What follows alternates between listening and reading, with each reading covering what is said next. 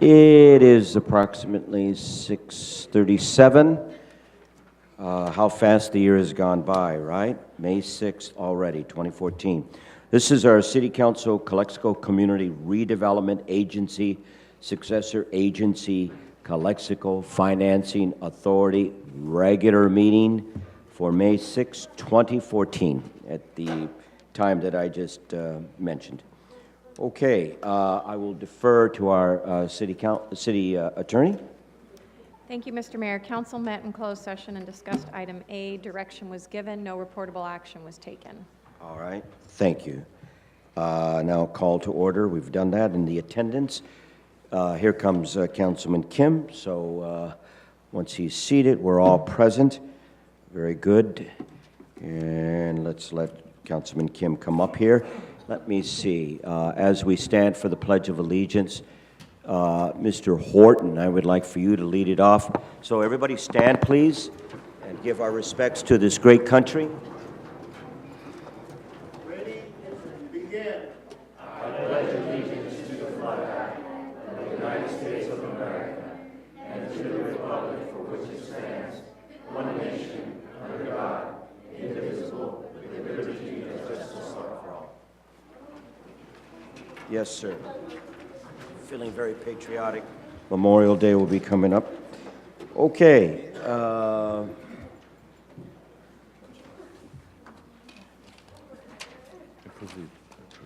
Yeah.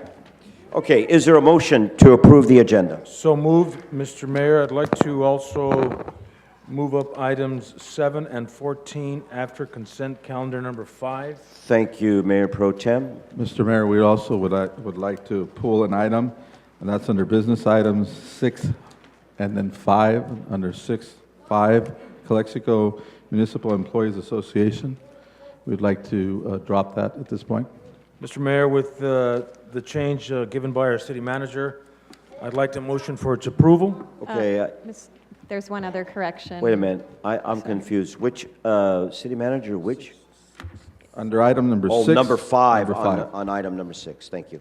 Mr. Okay. Mayor, one other change is that there was a typo. Typo. Under consent agenda item number Yes. 2. It should be 1011 South Imperial Avenue. And Yeah. Mr. Mayor, also with those, with that correction on consent item 2.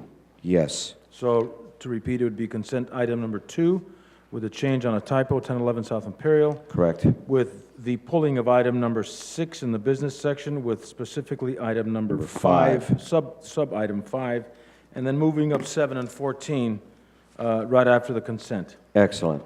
Okay. So I want to have a clarification for all the orders. I get so much confusing. Okay.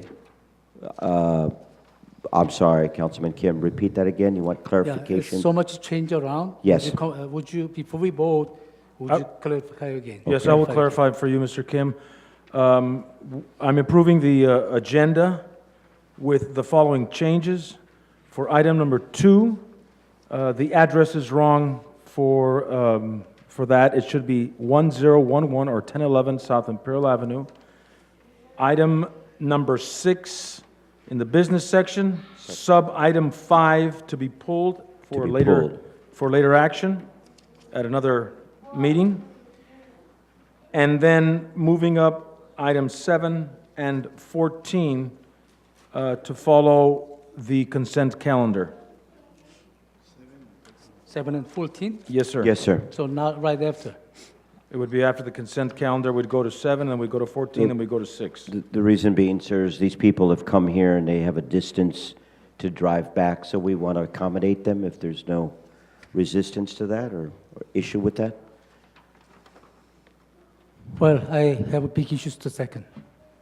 Excuse me? I'm second. Thank you. Okay, you second. Okay, all right then. So there's a motion and nice explanation by Mayor Pro Tem and a second by Councilman Kim. Please vote with all those changes in mind for the approval of the agenda. Uh-oh. Wow. You're there? Yeah, we have to press down hard. Okay, I got it. It's cool, it's cool. Okay, very good. It passes unanimously. All right then. We have some presentations, ladies and gentlemen.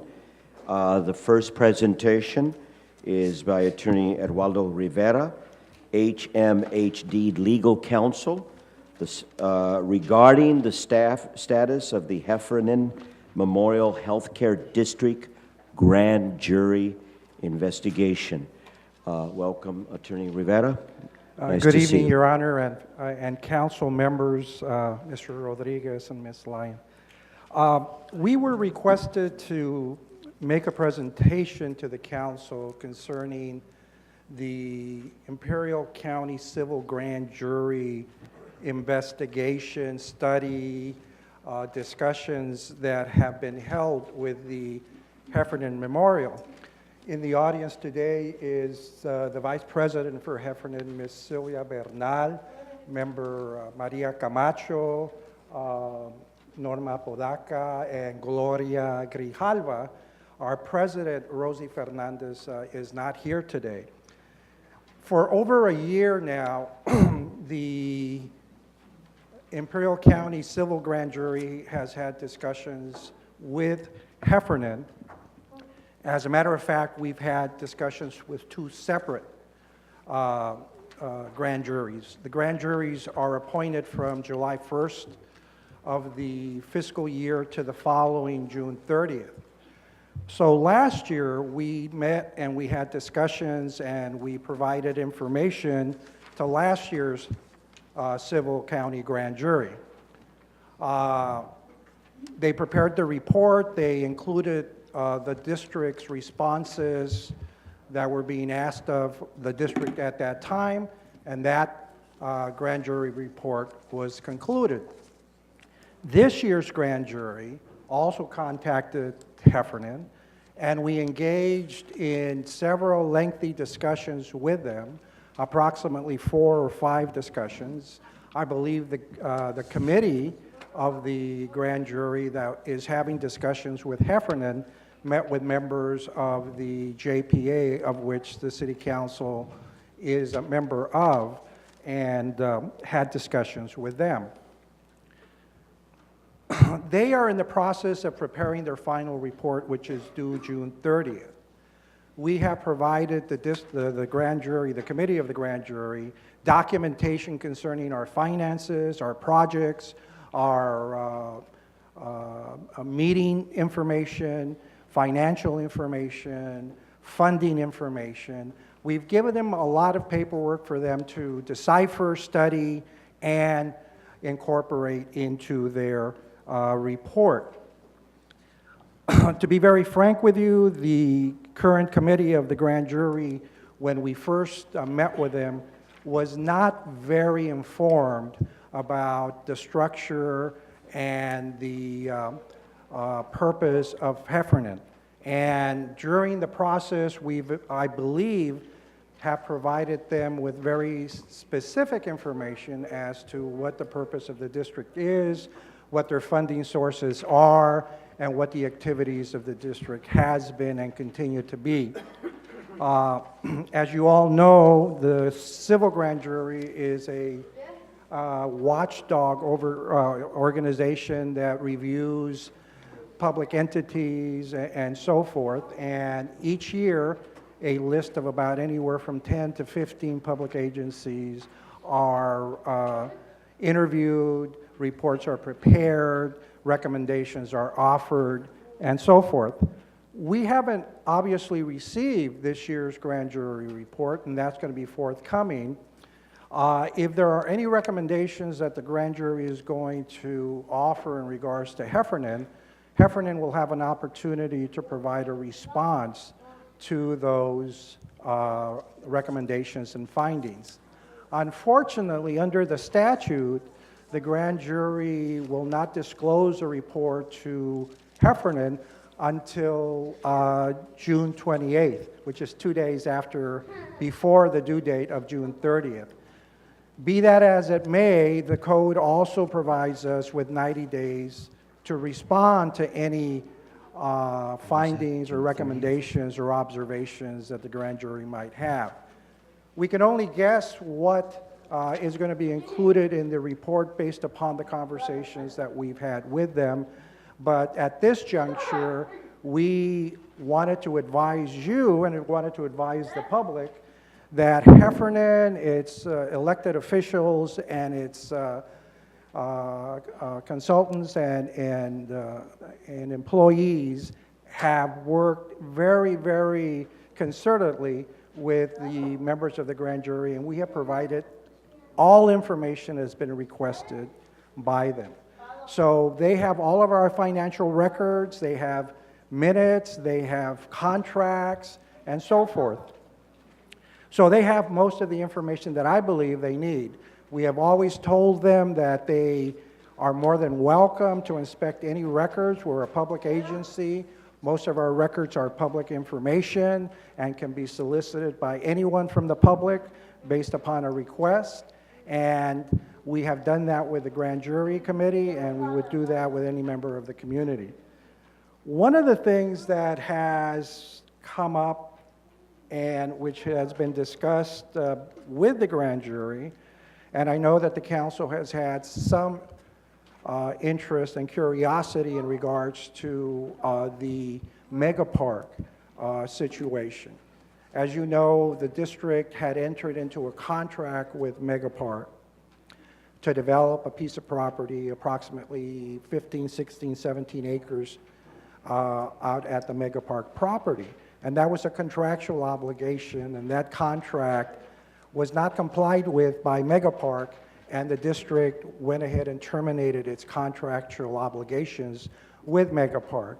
So currently, the Heffernan district does not have a contractual obligation to purchase any property out at the Mega Park development. We are also not obligated to pay $3 million for the piece of property that had been the subject of the contract. Now, all of that is fine and good, but the most interesting aspect of Mega Park has been that the district, approximately 3-4 years ago, paid a $500,000 down payment. And when those documents were prepared, the documents were prepared in such a fashion that that deposit of $500,000 was allowed to pass through to the owners of Mega Park for their use in the development of the project. So there currently exists a $500,000 debt owed by Mega Park to Heffernan.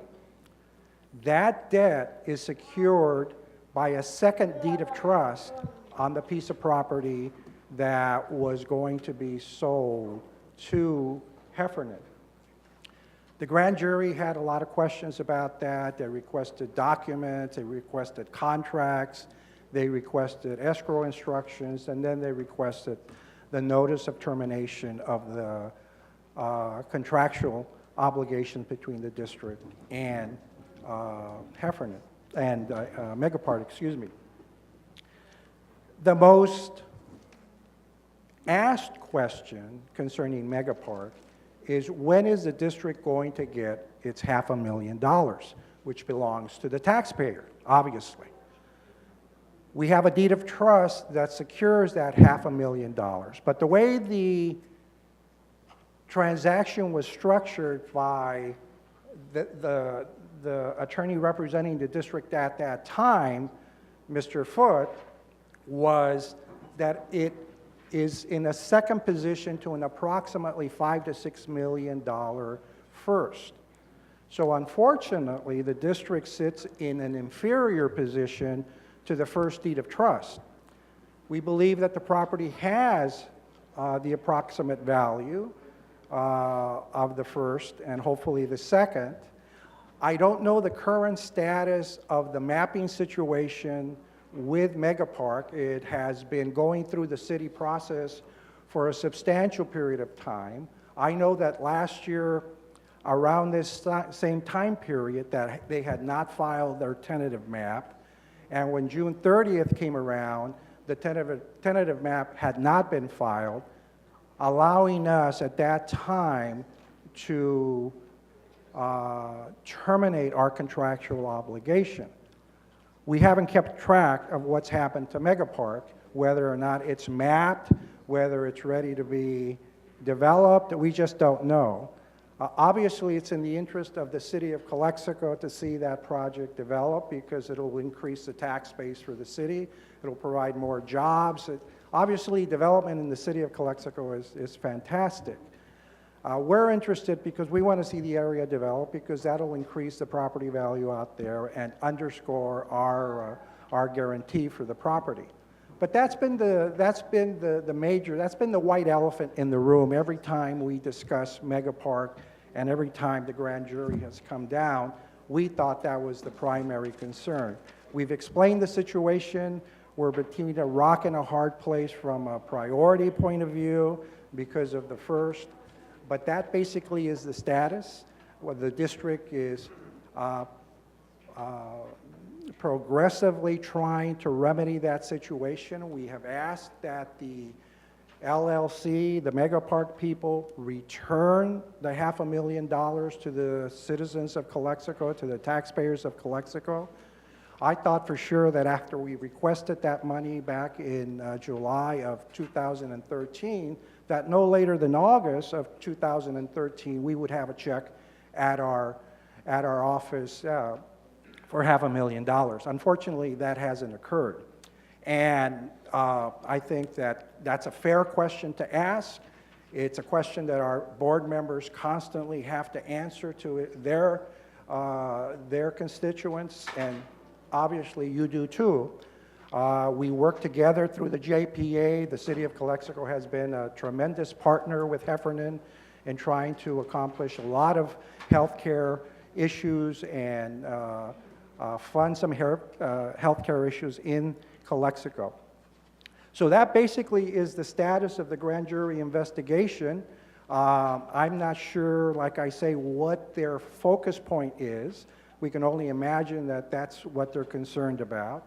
We have heard through third-party sources that the committee believes that maybe Heffernan isn't spending all of the money that it has, which doesn't make any sense because you just don't spend money for the sake of spending money. You spend money for authorized objectives of the district. And the district has been very, very faithful to those objectives. And we believe that the district is doing a fantastic job in trying to meet some of the healthcare needs of Calexico, given the very, very tremendous complexity and cost of medical care in Imperial Valley and in Calexico. And I would be more than willing to try to answer any questions that any council member might have. Well, thank you, Attorney Rivera. That was very informative. And yes, council members, are there any questions or clarifications? Just one, Mr. Rivera, thank you very much for that articulate explanation of the grand jury investigation. Keeping us up. What steps are ensuing with how to collect that debt from Mega Park? Is there court? Is there what recourses do we have to collect that money back? Well, obviously there is litigation that can be commenced, but since we hold a deed of trust, our position is secured. Unfortunately, we can't foreclose on that deed of trust because of our position. We're in a number 2 position. We would have to pay off the first, which is approximately $6 million. That option doesn't seem practical, doesn't seem economical, and that's a legal recourse. If we were to sue Mega Park, we would get a judgment and try to garnish and pay ourselves from any other piece of asset that they might have. But as you well know, they have had some difficulties with the larger portion, because there's 2 portions out there, the larger portion and then the smaller portion, portion number 2, where we hold our deed of trust. So that is the option that is currently being considered by the district. And as you probably are well aware, we would like to be as general as possible in regards to our legal options because of members of Megapark might be in the audience, or friends of Megapark might be in the audience, and if we were to disclose our legal strategy, that might not be the best way to handle it. But we are seriously considering it. The board knows what its options are. They know that they have an obligation to try to recoup the $500,000 that is owed to the taxpayers. I mean, that is the primary concern that the board has concerning Megapark at this time. We hope that Megapark is successful. We hope that they develop. We hope that Yes. they bring all sorts of new projects and employment and investments to that parcel.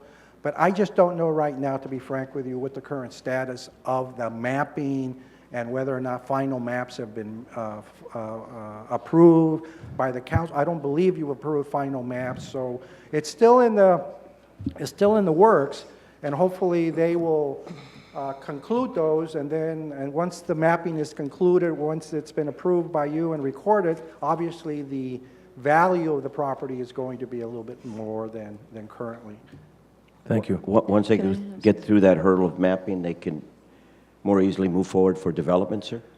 Exactly. Once they have the mapping completed and that's recorded, well, then they have a very valuable piece of property because it's already mapped. They could develop it themselves. They could parcel it out for other people to develop. But until that is done, they can't do that. All right. Councilwoman Hurtado? A couple of questions, Mr. Rivera. Thank you for the information. Mr. Rivera, originally, going back to the beginning, because many of us were not there when this idea about investing in Megapark occurred, why? Why exactly was the relationship or the idea behind going into an investment idea with Megapark as far as what Heffernan is, which is they're focusing on healthcare for our community? Why? The why, as far as why did that investment initiate? The reason was that Heffernan wanted, in conjunction with Pioneers Memorial and or El Centro Regional, develop a medical campus, at that location, so that through a partnership with Pioneers or El Centro Regional, a clinic much like the one currently here in Calexico that Pioneers has at the old hospital building and El Centro Regional has across the highway there. That was the intent. And the intent was to partner with these healthcare districts to establish a medical campus at that area, have assisted living facilities, have doctor's offices, have lab offices there, have all sorts of medical services. Was that kind of like that PACE program that we had looked at? Well, that wasn't in the planning stage at that time, but it certainly was one of the projects that could have located at that location. That was the intent. At that time, the relationships between the healthcare districts was very, very strong. The healthcare districts were looking for sites of their own as opposed to leasing, and we were going to enter into a partnership where both healthcare districts, either Pioneers or El Centro, would focus their medical care and medical services at this location. What happened, as all of you remember, when they first started, there was litigation that stopped the entire thing. Yeah. That litigation took 1 year to 2 years to complete, and they had to restart all over. Their mapping had to restart all over. And that was one of the causes for the delay. But the plaintiffs were successful in stopping the mapping and the EIR and everything at that time. So they started up again. Unfortunately, when they started up again, the economy was not as strong as it was prior. Difficulties arose, delays arose, and the situation nurtured into the current status, and that is that it just took a lot of time. Finances, I believe, were not as plentiful for Megapark so that they could finalize their mapping. And unfortunately, it took too much time. The district made a decision that it was wiser at this juncture to terminate the contract and not be liable for $3 million for a piece of property now that, in hindsight, was not in the best interest of the district. So I've always told the district, even though it's kind of harsh to hear because we all are not accustomed to hearing this, it was much better that we might jeopardize $500,000 than be stuck with $3.5 million worth of payments to Mega Park, which isn't the case now. We've terminated that contract. Now we're in a position where we need to find a solution in which we can recoup $500,000 that belongs to the taxpayers, and that $500,000 can be used to provide medical services and medical care to this community and its residents. Thank you. Thank you very much. Any- Need to know a any- little bit of history. Any other council members? Yes, I do. Councilman Kim? I think so Mr. Moreno asked some of the portion I was going to ask. So first of all, my question is, how much you owe for the city and how much you owe for the Heflin Board, the mega parks? How much do we Yeah, owe? from the $500,000, which I believe they have a different portion. What I heard, the portion from the city, portion for the Heflin Board. Do they owe the city, sir? They owe the city? Yes, so what I heard about the $250,000 from the city, money comes out, $250,000 from the Heflin Board. I am not sure whether the city of Calexico has any money in Mega Park. It's money that came out of Heffernan. Now, what has happened is that Heffernan and the city of Calexico, approximately 12 years ago, 14 years ago, formed a joint powers authority. And that joint powers authority was the public entity that received all of the half-cent sales tax monies that the public and the electorate chose to impose upon themselves for the Calexico Hospital at that time. A lot of money was generated. It went to the JPA, and then after the hospital closed, the money was still being collected, but we had no hospital. Then what happened is that a vote of the people took place, and the electorate decided to stop the half-cent sales tax, and it stopped. Yeah. But what happened is that it left a pool of approximately $4 to $5 million.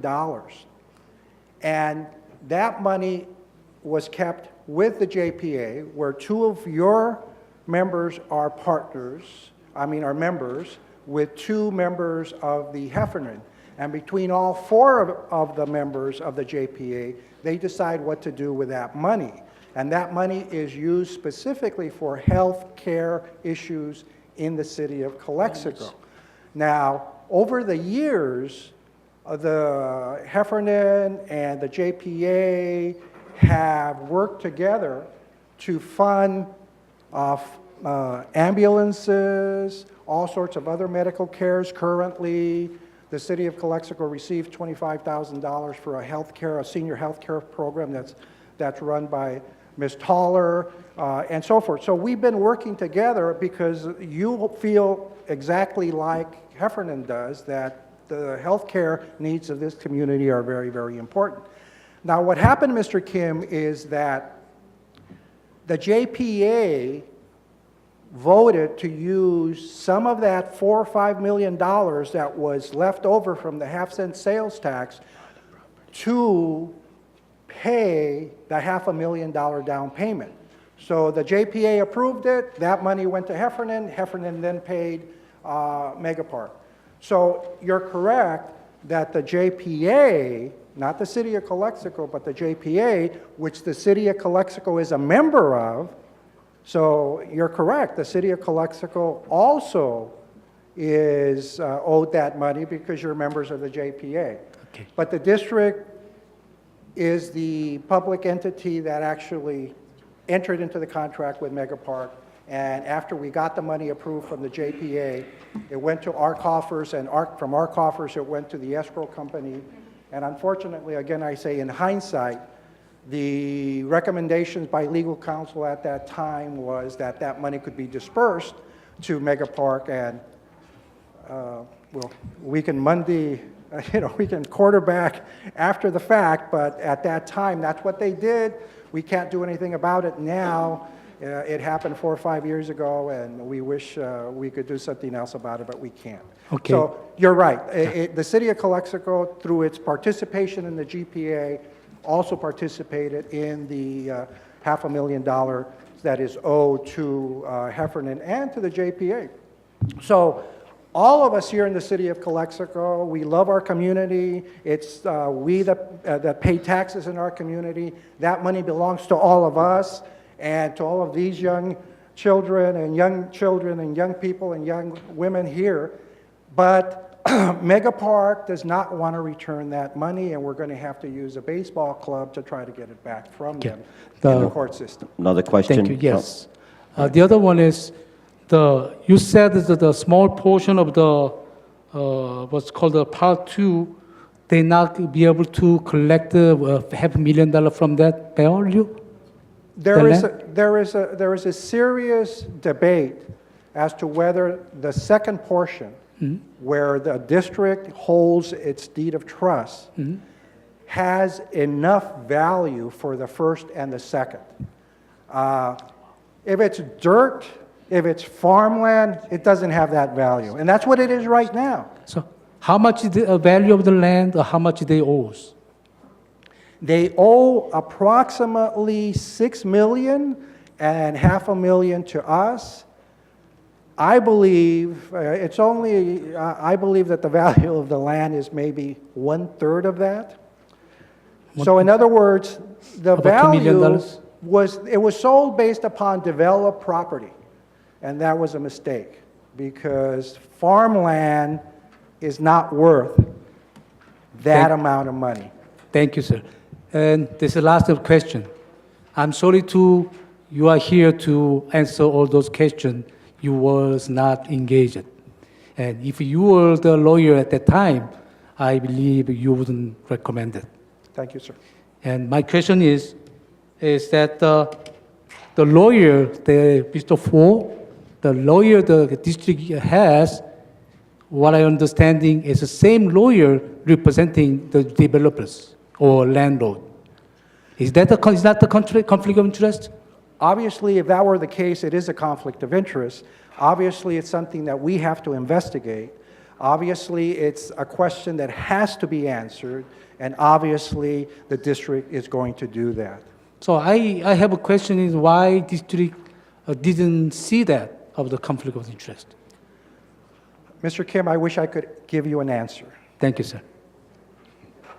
Okay, very good. Very informative. Thank you very much. Well, thank you very much. We're neighbors. We're right across the street. Yes. We meet every first and third Wednesday of the month. We'd love to see all of you, What time, any sir? of you, and come over and have a cup of coffee with us. And, What time do you meet? Thank you very much. Okay. We really appreciate it. All right, you didn't answer. Okay. 5:30, thank you. 5:30, I'm sorry. That's all right. Thank you very much, Attorney Rivera. Thank you very much. Lots of detail, lots of important information. Okay, young people, we're getting to you, so be patient. I'm a teacher, so I sense that nervousness sometimes. Let's move on now. We have a presentation, glad to hear, by the Business Improvement District on district activities. Thank you. Looking forward to this.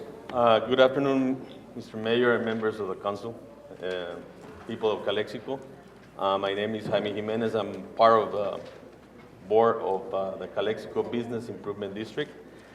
The Business Improvement District function is to promote the business in this district by hosting events, fund advertisement, to stimulate sales and business and participate in activities that will encourage shopping in Calexico. That's our main objective. We have held a number of events and activities, which I'm going to report to you now.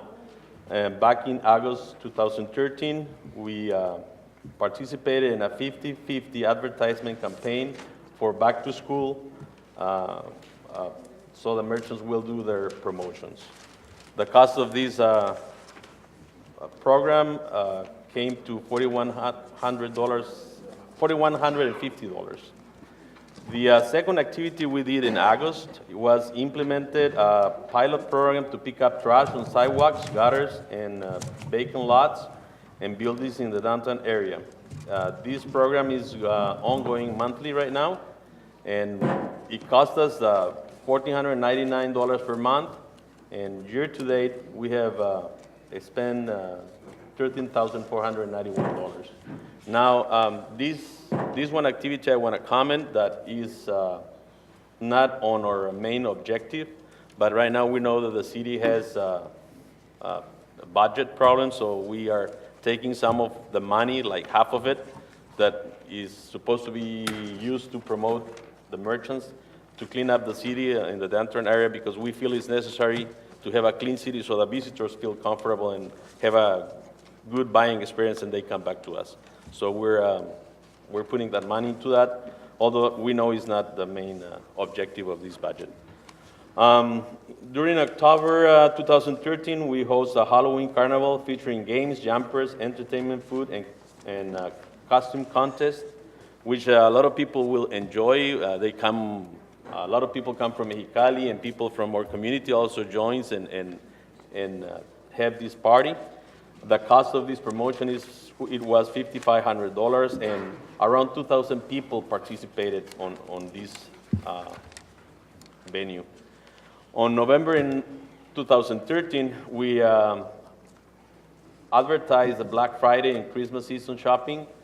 We did sidewalk sales, and the cost of promoting this Black Friday was $3,000. Around 1,000 people were shopping at 5:30 a.m. in the downtown area in Calexico, which I believe is remarkable because usually they go to some other spots in the valley to shop. So we like to see this number of people adding and incrementing in our events. During November 2, we hire a business to have the sidewalks steam clean. They got so dirty that they needed to be clean, and again, the city doesn't have the funds to do it, so we spend $5,000 into doing this. December 2013, we promote the holiday sales and we advertise for it, so it included sidewalk sales too, and it cost $5,000. In January 2014, we generate revenue for the annual collection of $100 from each of the business located at the bid, and that's how we get our funding. And the numbers of businesses in these boundaries are 400 business up to April 2014. During January, we also did some graffiti abatement. We hire a company to clean the graffiti in the city. We spent $940 on doing this. I'm almost done here. In April, we held our 5th annual car show event. It cost us $5,750. This is the 5th time we do it, and every time we do it, it has been becoming very popular within the people on both sides of the border. This time, around 3,000 people came by the downtown area between 10 a.m. and 3 p.m. On May, we are planning to have our Mother's Day promotion by participating merchants, and a free corsage will be given to moms shopping on the bid area on May 10 and May 11. The cost of this is going to be $2,500. There's 15 merchants participating, and not all of them take the advantage of participating in what we offer to them. But this time, 15 businesses will be taking that advantage. On the future events, we are planning to participate on the Christmas parade if we have enough money to do so. And we're planning to have the Halloween Carnival again this year, and as well as holiday sales and promotion and advertisement. We have spent $44,318 from July 2013 to April 2014. A little bit more of half of that goes to advertisement and events and promotions, and $20,178 goes towards cleaning and different services we had hired to help to maintain the downtown area clean. I don't know if any of the board members have any questions. Thank you. I have some suggestions. Oh.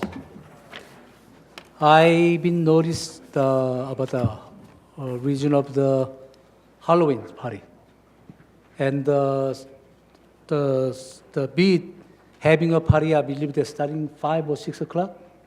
What time they starting on the? I think it starts later because I think it's 7. I believe they start. They 5? finish by about 6 or 7. They finish. The problem I see, the beat withdrawing a lot of people, a lot of kids from the town of the Calexico. So they go to the downtown, and actually I've been seeing a lot of areas in Calexico. There's no kid around, so it looks like Calexico losing the tradition of the Halloween about the citizens of Calexico. Not in my I'd like to- neighborhood, not in Excuse my me. neighborhood. Don't interrupt, don't interrupt. Allow Councilman Kim. Okay. Okay? I Go ahead, suggested, Councilman Kim. I'm not trying to not to do it. I suggest to do it a little earlier. Budget speaker. Probably they might can return around 6 o'clock. They're still kind of dark, so they can go back to the town to keep the traditional from the towns. That's my suggestions. All right, Councilman Kim. Mayor Pro Tem, you may comment, please. Well, I'm just saying, we've always had carnivals in Calexico, whether we're at downtown or at the Little League Field or at Cremant Park, but there's always been a carnival. And Halloween is not synonymous with carnivals. So I think what you're doing is a great job. The kids enjoy going there, participating in the costume contest, where they can win prizes, and then they go off and they trick or treat. So if it's my opinion, it's not broken. So you don't have to fix it. Thank you. All right, very good. Both councilmen gave their comments. We can leave it like that. I have a question, too. Okay, Councilwoman Hurtado, question? First of all, good job. Yes. This good is job. probably one of the hardest working commissions that we have, but then you do have a little money, so that helps. But we no longer have the portable restrooms anymore. That's not being covered by the bid anymore in downtown.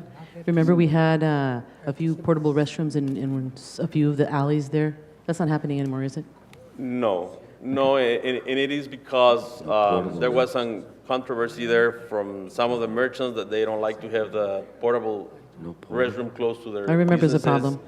And we have used the money that we were using to do that to steam clean and Right. to keep somebody picking up the trash daily in Calexico. So we have diverted to other venues where we Right. can see more people happy than Well, it's the better portable. used. But really, it's supposed to be a logical solution. If people had to go, then give them where to go, Right. which But then is they which weren't is a problem using we it. have in the winter time.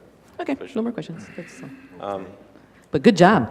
Thank you. Yes, thank you very much for all your hard work. Okay? All right. Well, I will carry your message to the board, which really, they're really hardworking people, and I just help them a little bit. Okay. Thank you. Thank you very you. much. Okay, that concludes our presentations, ladies and gentlemen. Now we move on to announcements, public appearance, and public comments. Need to always give you notice on this. It's not to exceed 3 minutes. Ladies and gentlemen, this is the time for the public to address the council on any item not appearing on the agenda that is within the subject matter jurisdiction of the City Council. The mayor will recognize you, and when you come to the microphone, please state your name and place of residence for the record. While members of the public are encouraged to participate, it is unlawful or to disturb or delay the council meeting with personal or slanderous remarks. If the item you wish to comment on is a closed session or consented item, please comment now. If the item you wish to comment on is on the public portion of the agenda, we will take your comment when we get to the item on the agenda. Please direct your questions and comments to the City Council. Now, we're going to go first with, the subject is the tournament, LA Galaxy. Would Edna Cervantes please come forward?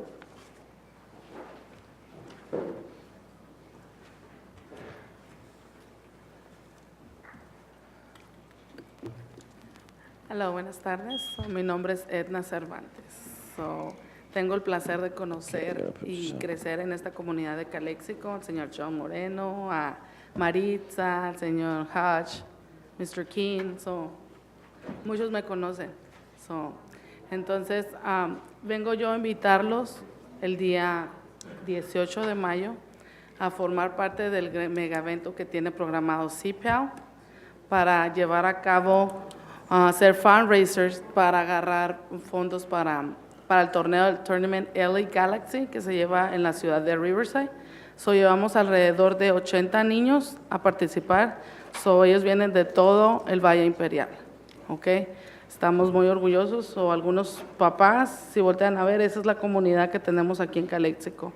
Algunos papás y miembros del board members están aquí apoyándonos y queremos también que la ciudad de Calexico nos apoye. Es la invitación que les hacemos, que se acerquen a nosotros para poder llevar a cabo nuestros sueños.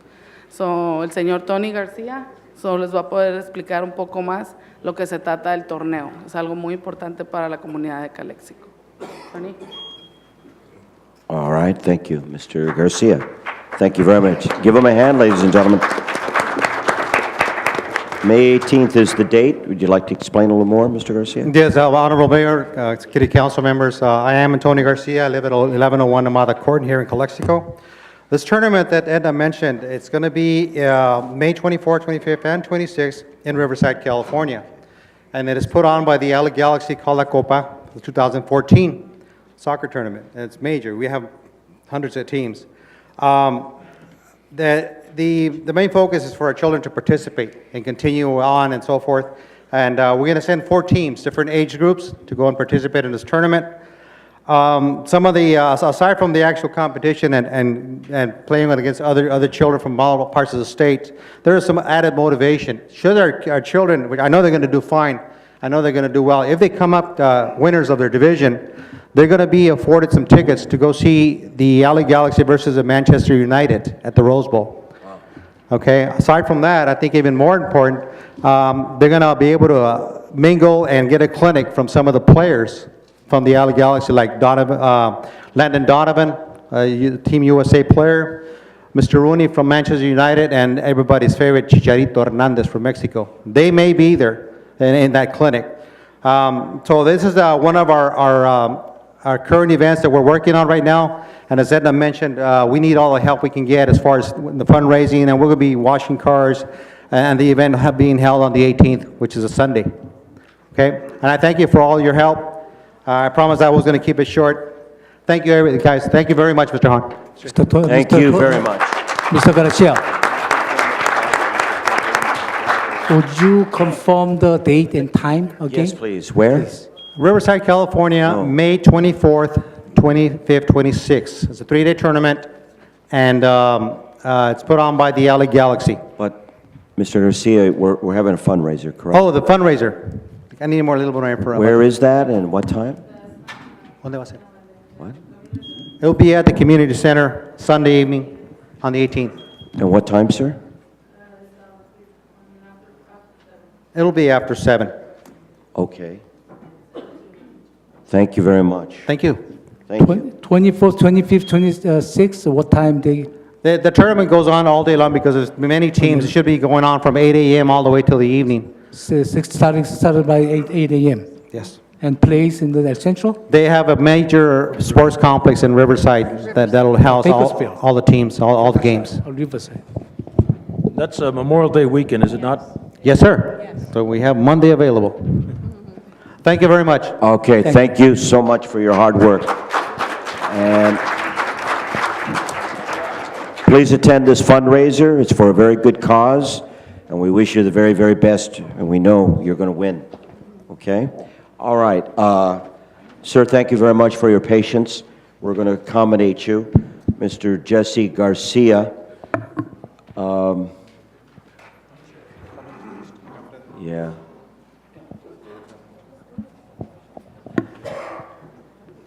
I've seen you before, sir, when we have the town hall meetings. It's a pleasure to see you. Okay.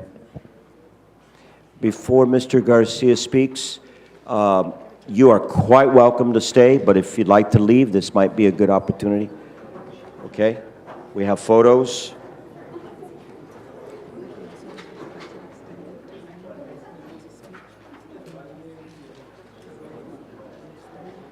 Oh, yes. Yeah, yes, sir. We will allow you a little more time to speak because you... 2 more minutes? 5 minutes? 5, 6 minutes total, sir? Okay. All right. Okay, we have some photos here. Let's pass it by. You'd like to see those? Okay. Let's just wait, Mr. Cervantes, when it gets quiet. All right. The kids are excited, and don't forget that fundraiser. All right, Mr. Cervantes, we're seeing some photos here, and you may begin speaking on your issue, sir. Yes, my name is Jesse Garcia. I live on the 600 block of Lincoln Street. Today I'm here regarding Rodriguez Park and the safety of Rodriguez Park. Rodriguez Park. Yes. We've been having 2 homeless persons living in that park, one in the men's bathroom for some time now, one between the tennis court and the baseball park. Those pictures are from the one between the tennis court and the baseball park. He's been there for quite a while also. But last week, my little boy came to me and said, "Dad, we saw some syringes around there." So then I said, "Well, this can't continue like this no more." I'm sorry, so what? Syringes. Okay. You see it right there in the picture. And I went today and I took those pictures. You could see also the wrappings of the syringes all over there. And I guess when the police officer went, the guy wasn't there. But at 5 p.m., I returned back to the park and he was there. So I called the police again. I don't know what happened after that. My nephews, my son, they play there. And they see that all the time. And they say that those 2 guys have to be removed from that park. It's a safety hazard. Also, the playground. I've been told by kids that they have seen grown-ups engaging in things they're not supposed to be doing there. Uh-oh.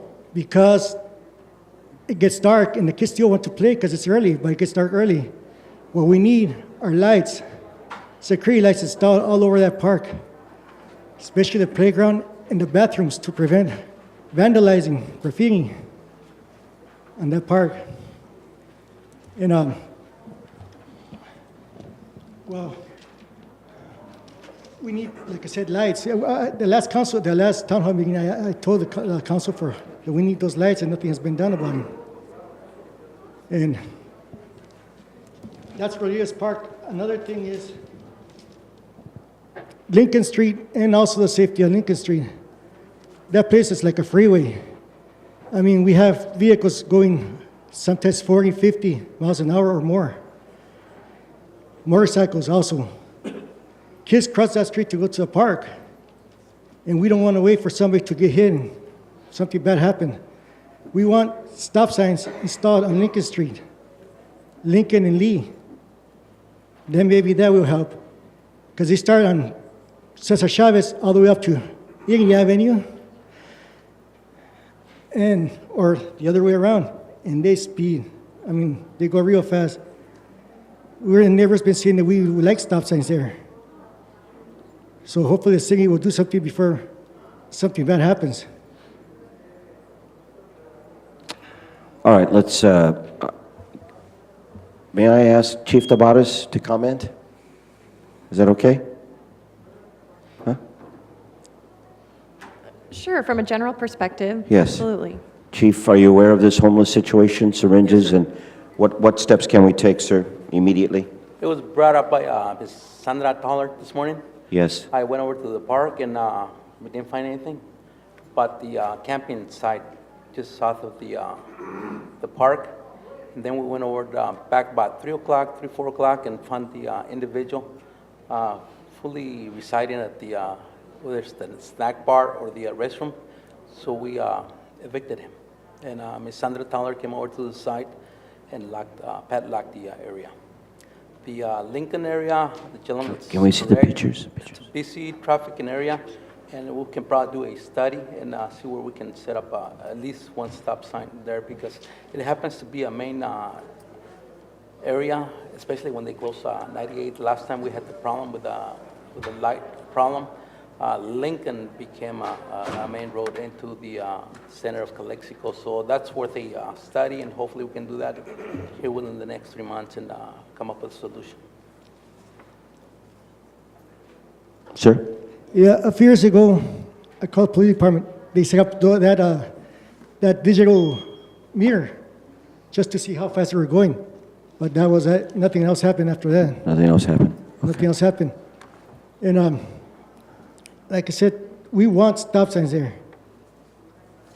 Like at Grand and Cesar Chavez, at Grand and Emilia, there's been a stop sign installed there a few years ago after accidents were happening. We have had also accidents on Lincoln and Lee. Accidents? We have accidents in the past, vehicle collisions, but still the same. Okay, I think that's a serious situation. We appreciate what you're telling us, Councilman Castro. Mr. Nixon, do you know about this problem? About the speeding? No, about the person who was sleeping. The homeless person? No. No? No. Recreation Department, are you aware of this problem? Chisholm. Mr. Garcia called me this morning, and that's when I called the police. So, what Mr. Nixon being in Santa Paula, nobody knows about this problem? How long is this person living on the restroom? You know, bathroom, it's been months.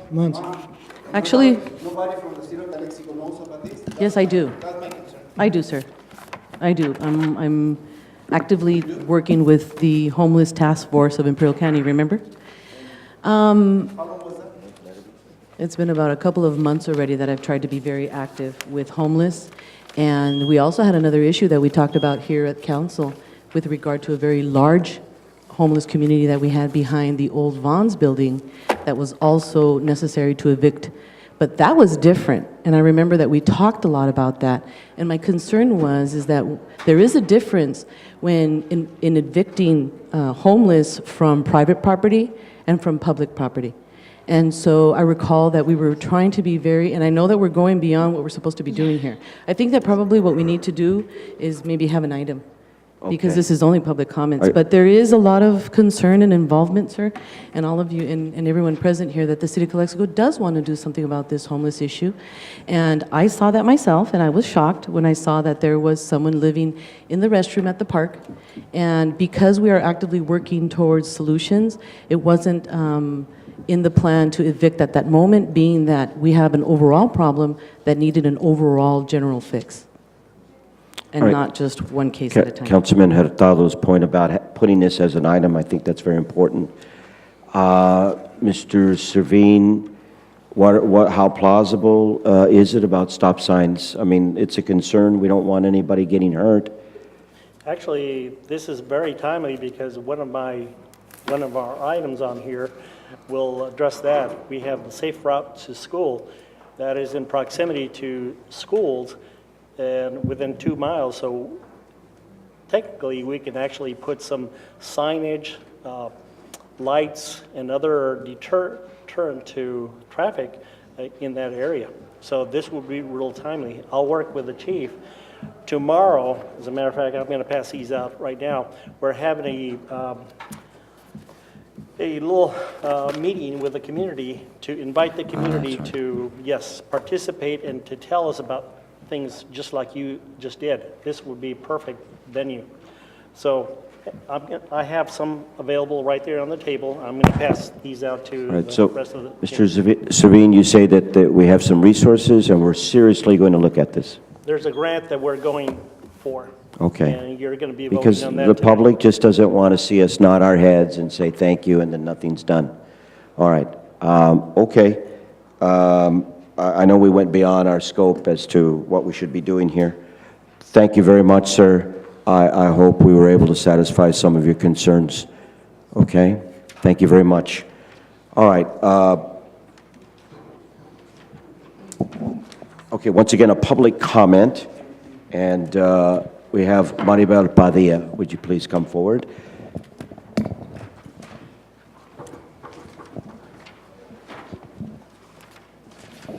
Maribel Padilla, AC Nogales, Calexico. I attended that public safety budget workshop you guys had a couple of weeks ago, where Mr. Tavares pointed the finger at Mr. Rodriguez, and who's at fault for all this overtime and stuff.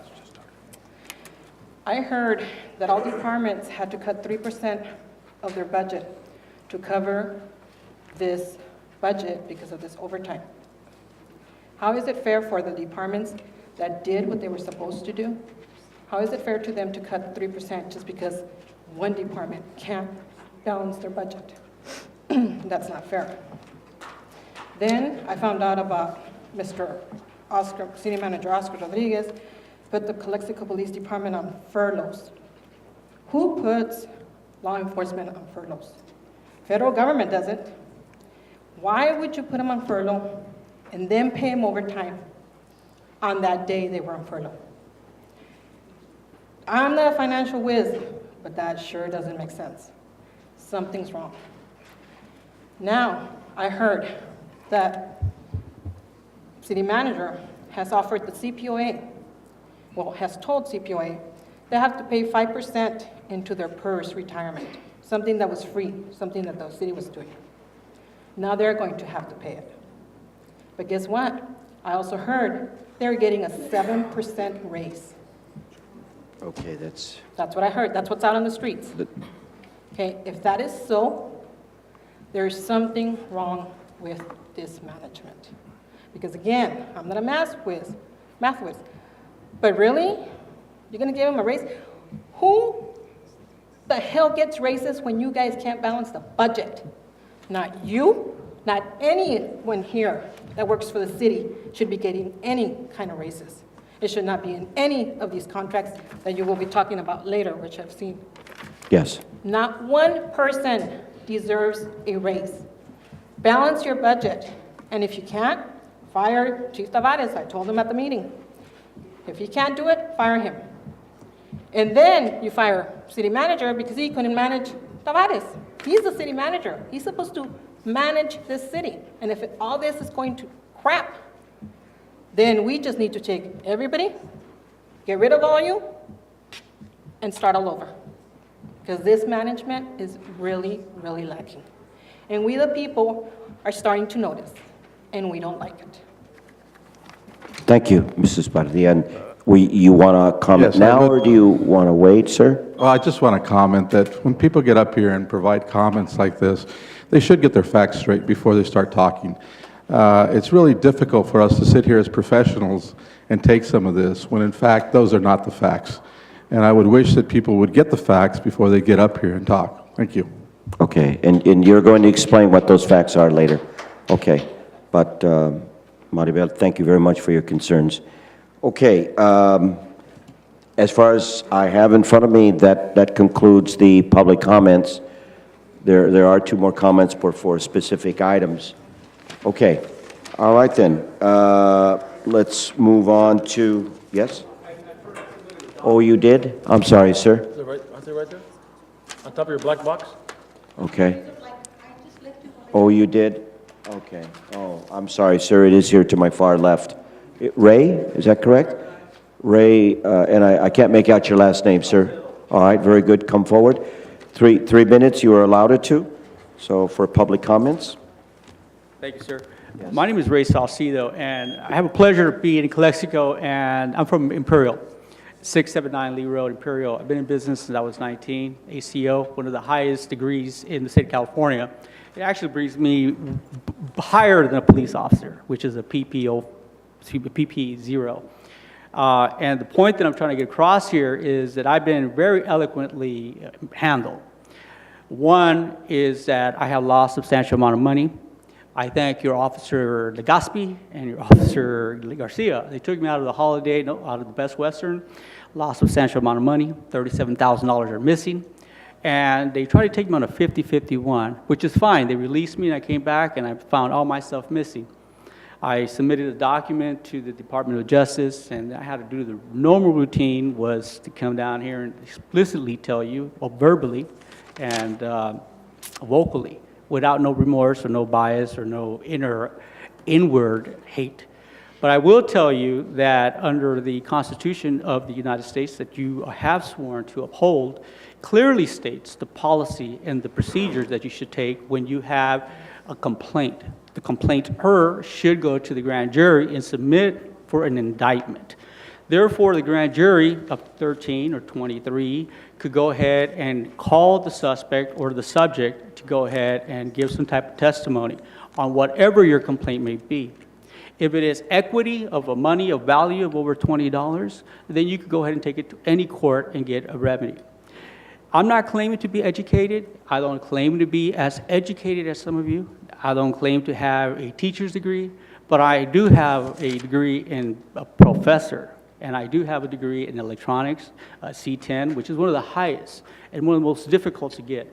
You can search that on the internet, but the point that I'm trying to get is that I'm very happy that my daughter's jaw got broken, and I gave you my business because guess what happened? This police officer not just took me from that hotel, he also took me from my house with 5 guns to my face and shot my German Shepherd. I have not seen a complaint, and I was in jail for 7 days.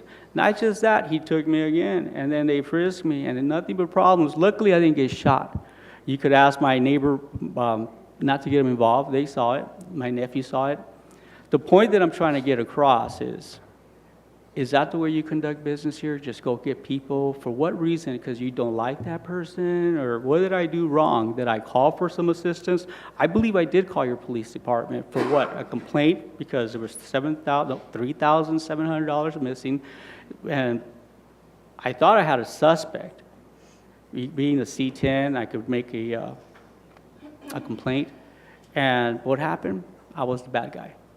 And I don't have any remorse in telling the people you can keep my ACO 331 and my ACQ 3017 and my C10, and I just continue doing business. Because for one, you don't call the police and have them arrested like Ms. Barron did and had me taken into custody by Mr. Garcia, and because he told me that he did not want me to go collect money, and again, in the Constitution, the Bill of Rights, Sir, your 3 minutes is up, so could you be kind enough to I wrap will it up? conclude, 30 seconds, please. I will conclude with this, that we in business have contracts and we need to collect on them. And you can cancel, but you don't send the police and misuse them. Have a good day. Oh, one more thing. In 2012, there was a new law that all police officers must register with the department of the bureau that I belong to and have them certified for their weapons. It has to be yearly, and for their batons and for their mace. Have a good day, Ray Salcido. Thank you very much. Okay. I do believe that does conclude. Where is, I don't see we have comments by, general comments by. To the top of the page. It is, sir. Oh, all right, very good. Okay, general comments by council members. Councilman Castro, would you like to go first, sir? Yes, I would like to make some question to the city manager. Last public council meeting, I asked you about what's the update on the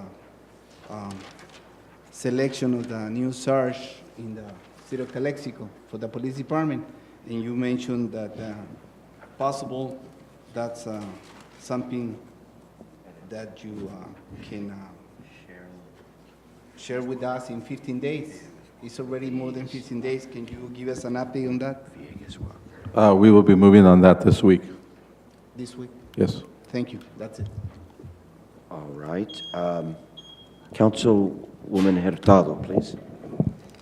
Yes, I was present at a recent meeting last week with regard to our intermodal transportation hub for the city of Calexico, which at this point, the ICTC has actually has about 5 different locations that were discussed and looking at different points that were important to the group as far as what would be the best location, taking many different things into consideration. It was a really good meeting.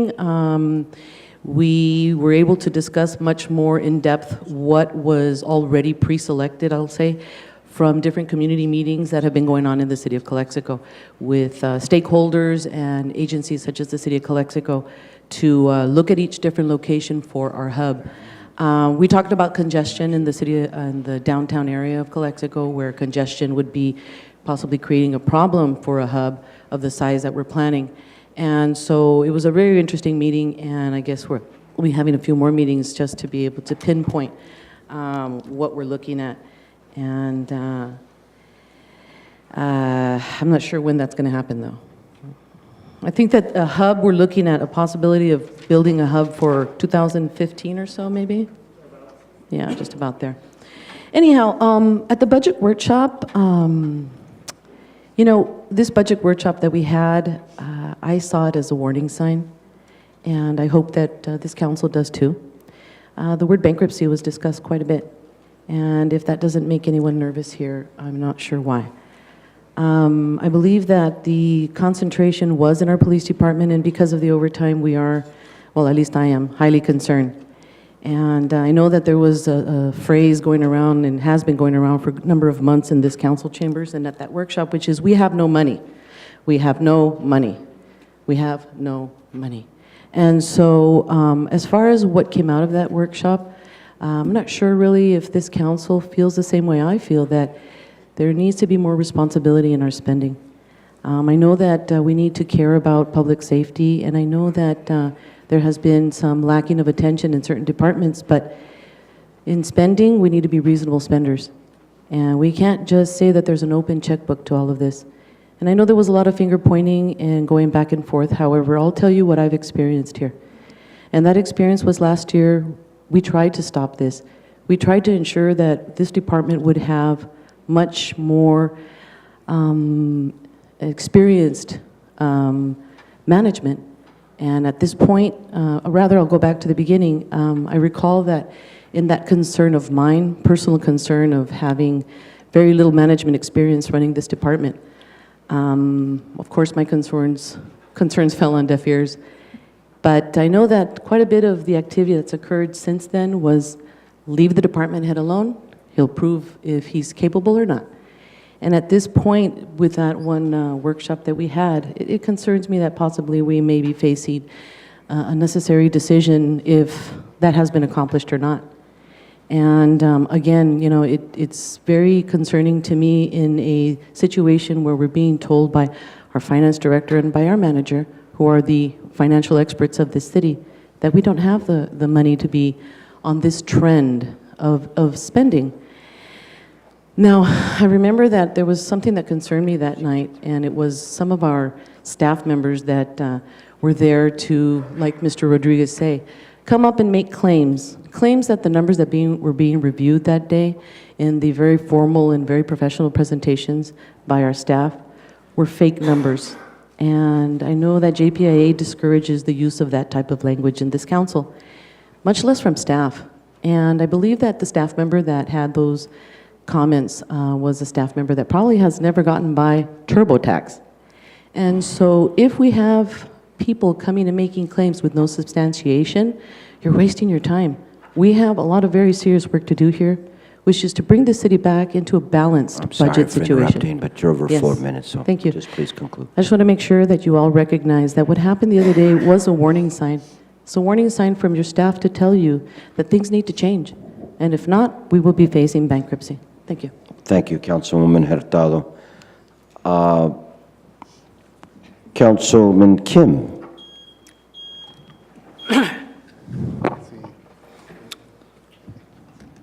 Is counting? Okay, thank you. Okay, I'm sitting down here again with the embarrassing about the complaint today. And we, as a council member, Our job is delivering service to the community, what community needs. We are not here to overpower them, to control them. We are here to serve the community. We are representing the community in what they need. And year and a half I've been here, I don't see we are achieving our job. And look at our street. Look at our park. And look at our city's service level to the community is bad. At the same time, council member is left black a lot of times, including the border patrol issues. We left black. And certain activities right now is going on, and we never informed to the council member. And some of the activities they're supposed to go planning department to approve the planning department, planning commissioner, they're not doing it. They're just doing the administrative. It's something, as a council member, we are looks like here like the symbol, just rubber stamping. If we did our job right, we wouldn't have like a Rodriguez Park like we complained today. If a lot of issues on the street, it wouldn't be happening. Look around our neighbors. They have a lot better condition than us. Commerce, we're receiving a lot of sales tax. But we can use it because of previous commitments. A lot of our income, previous commitments, that we cannot use it for the service for the community. As a council member, they have to look at themselves. Do I doing my service to the community right? Community is right. I don't think if they have a right meter, they're going to be embarrassed. Same reason I'm not attended last State of the City. Same reason. It's a hypocrite. Thank you. Thank you, Councilman Kim. Mayor Pro Tem John Moreno. Thank you, Mayor. Points well taken by Councilwoman Hurtado, Councilman Castro, and Councilman Kim. I respect their decisions on what they do, what they say. But these are general comments by our council, and it's a time for us to share some of the things that have been going on and what we've been doing. I just want to say that I attended the Neighborhood House annual budget report last Friday. I'm very impressed with Neighborhood House and all the services they're providing for our community. There's some good things that are happening in our community, and I think we should focus and really accentuate some of those things that are happening with that. Also, our signature event of the Mariachi Festival is coming up, and we all should celebrate this conviviality that our city will take part in. And not be hypocrites, but just enjoy life. And if we have something that we want to change, well, then let's change it. Let's provide solutions. And then finally, those that provide solutions and provide change, I want to wish all the teachers in Calexico a happy Teachers' Day. Thank you, Mr. Hodge. Thank you. That's all I have. All right. All right, thank you very much. You know, it is a serious issues Councilwoman Hurtado brings up, but again, my position, and I thank everybody for attending the public workshop. I just believe, like the fire department, if we adequately staff the police department, we give them what they need, not what we're not giving them any extra. I believe that that will truly bring down the overtime. We need to have a realistic timeline. We need to give the chief a chance, but we also need to hold him accountable. And believe me, if that overtime doesn't come down within a reasonable amount of time, I'll be the first one to consider changes. But I do have faith that it will happen. And so that's my position, and I will stick to it. And like Mayor Pro Tem Moreno said, we all have differences, but we respect them. A good note, I went, and I want to thank the city and SCAG. I went to the SCAG General Assembly. Many issues are brought up. Poverty is a very important one. The concept of sustainable communities, ladies and gentlemen. What's going to come in the near future for planning, transportation, and sustainable living is they want neighborhoods where you can walk out of your house, walk to a market, walk or bicycle to areas where you don't have to get in your car and go long distances. That's the vision for the future, sustainable communities. On that note, as a mayor and for 2 more months and whatever's left for council, I'm very concerned and want to take a leadership role on the active transportation, and we are moving forward on that, right? We're going to meet that deadline, May 21st. Excellent. I want to thank Starbucks for their community service with the police department, and I participated on the graffiti abatement. That was very good. Now, we have got to do something. I think Oscar and Nick, the other day, you talked about safety. Councilman Castro and I think he was taking me home. We drove, I believe it's the 10th in Rockwood. That house. Mayor. Huh? It's 839 Rockwood. 839 Rockwood. That house, there is a fence, but it's only partially fenced, sir. So people can get in the back, and awnings and wood are about ready to drop. It is horrible looking. We need to do something right away. It's a bad eyesore, and it's dangerous. They're able to get in there, and someone's going to get hurt. Okay? So I want you to really focus on this and do something about this for the safety and the aesthetics of this city.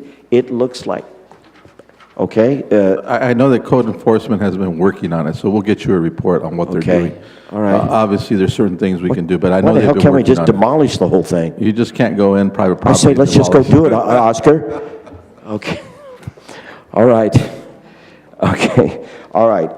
That's at this time for general comments. That's all I have to say.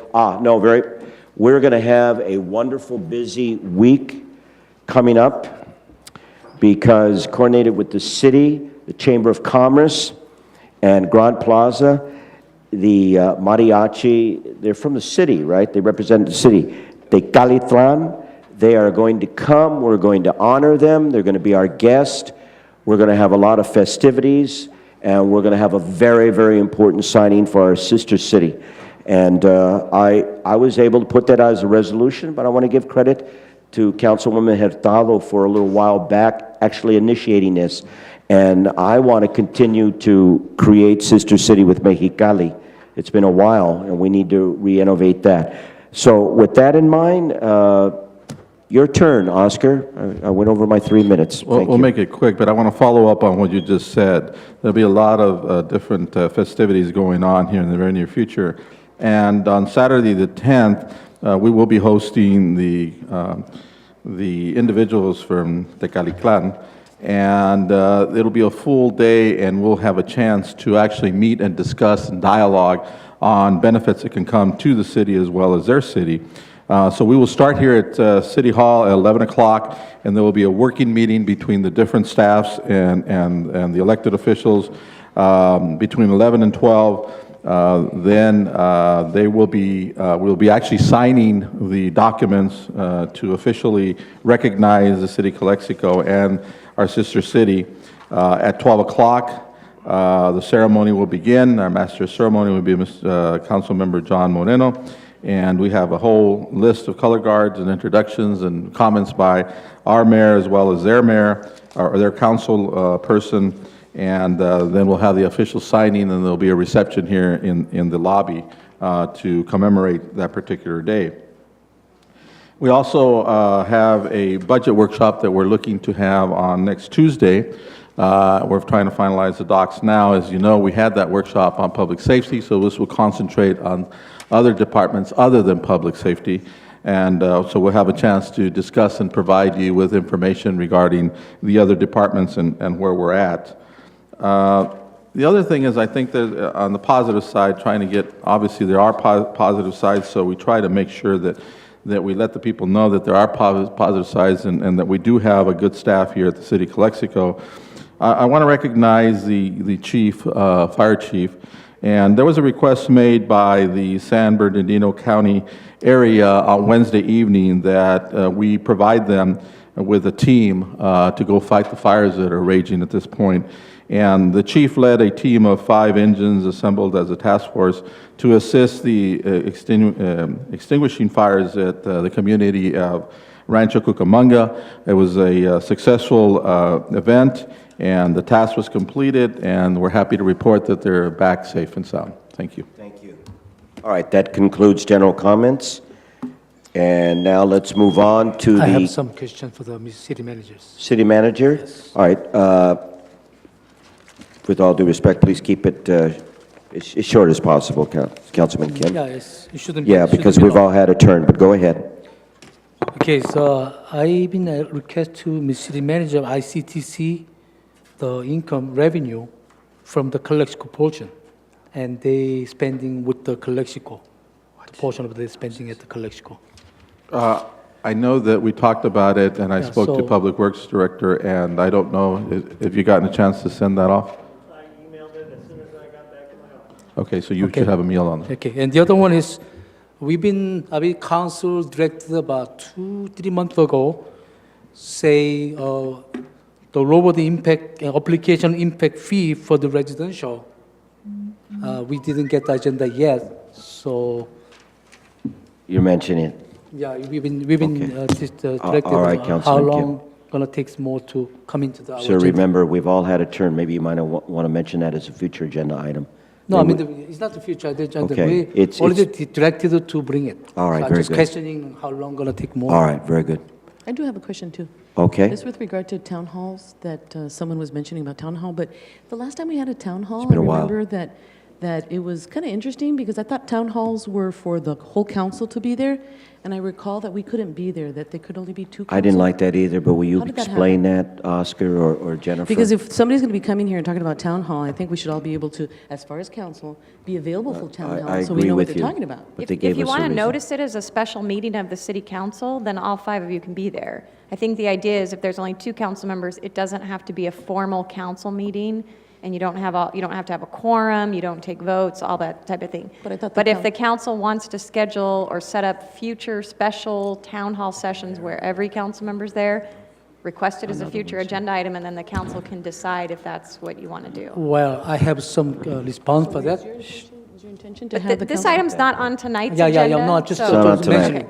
Look, Because I need the clarifications. okay, quickly, Councilman Kim. Yes.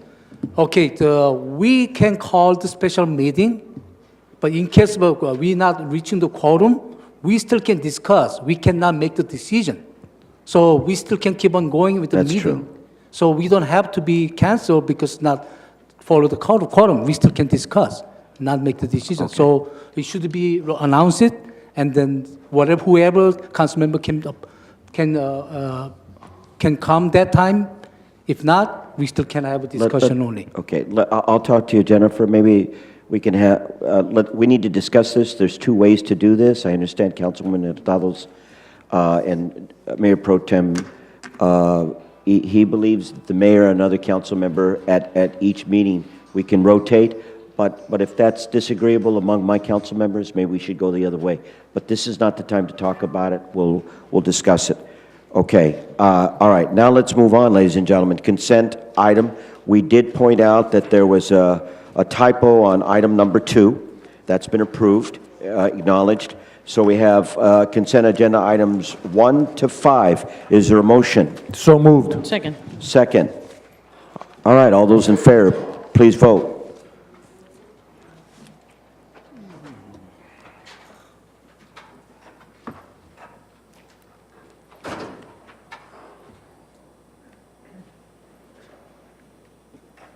Aye. I don't know what's... Just do a vocal. Okay, vocal. All those in favor for consent agenda items, please say aye. Aye. Okay. Those opposed, no? Any abstentions? No. It is unanimous. Okay. Consent agenda agenda items from 1 to 5 are approved. And as noted before, we are now, for the convenience of those that have to travel a distance, we are going to move forward item number 7 first. Item number 7. And that is... Mayor, Yes, sir. I would like to abstain from that item. You would like to abstain from it? Yes. Okay. Item 7, right? Okay, yes, sir. Grand Plaza? Okay. Okay, wait, one at a time. Let's just get started. Okay, what exactly does that mean? He wants to abstain. I know what abstention means, but does he need to leave, or what does he want to do? Recuse? Sure, if he's going to recuse himself, then he would leave the dais. Okay, But All right. he can be abstention too. okay. Okay, my Okay, wait. issue is, Wait, can we begin? You want to begin on this, Councilman Kim? my issues, I have another explanations. Excuse me? I have another explanations about these issues. Because anybody, council member received a campaign donation from the developer, they has to be excused. The conflict of interest. Okay. They received several $1,000s from the Well, let's all leave that. received it. Okay. They should be excused, they excuse themselves for the conflict of the interest. All right, that's your opinion, sir, or facts that you believe? City Attorney, we Community can doesn't discuss believe that that. later? Okay, well noted. Now, can we please, is there a motion? No, let's have some backup on this, please, City Manager. Well, this is- Let me read the resolution. Requested action, approval of a resolution of City Council of the City of Calexico authorizing the issuance, and I believe that's of, certificate of occupancy for Phase 1A of the Grand Plaza project. Okay. This is a contentious item, so please do well in making your arguments and making this clear. This item is coming before you because there are certain conditions that have not been met in order to be able to issue the final certificate of occupancy. And I know that we are close in taking care of all of the conditions, but unfortunately at this point, we have not reached that situation, so they're requesting an extension on their conditional, on their certificate of occupancy. I'm going to let the Public Works Director detail what it is that are the conditions that are still pending before you consider taking action. I know legal has some changes they want to make on the resolution, if in fact you want to consider that. Some of the conditions remaining are having to deal with other agencies such as Caltrans, the County of Imperial, and let's see, there's one more. Anyway, so these are in... Traffic mitigation payments? Yes. They're being worked on right now, and they have a tentative agreement. I believe the county and the client have an agreement already, and they should be signing that at any moment now. So I just need to receive it, so at least I can check that off my list. The Caltrans, they're continuing. I have reports from them every once in a while indicating to me that they are progressing. So far, things are moving along as far as Caltrans is concerned. We're also dealing with them on Cesar Chavez Boulevard, looking at that condition and trying to work with my consultant, KOA, in determining what the true costs of the project are, and we have to bounce that off the various agencies. Caltrans is part of them, to make sure that they agree with the figures as well. So that's part of the stuff that needs to be approved, done with, before I can go ahead and proceed with a conditional certificate of occupancy, the certificate of occupancy. Right now it's conditional, pending those outstanding items. And conditional, what exactly does that mean? I mean, what are the impacts of that, or what? Well, it means they have to fulfill certain conditions before they're given a final certificate of occupancy, which means once they get the final, they're done with everything.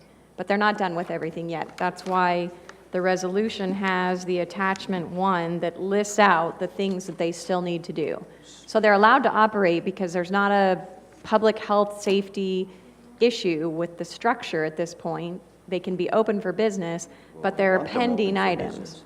Absolutely, but there are pending items that the city engineer cannot give them their final certificate of occupancy because these issues are pending. Okay, and they would really like to have that.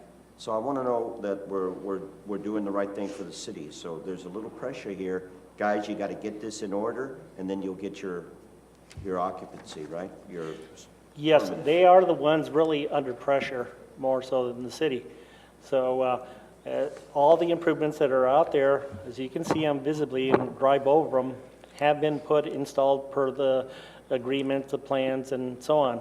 They've been inspected, they've been approved, and as I say, most of the remaining items that are pending having to do with other agencies, which we have no control. Okay, I have questions. According to the backup documents, the negotiation agreement with the Caltrans.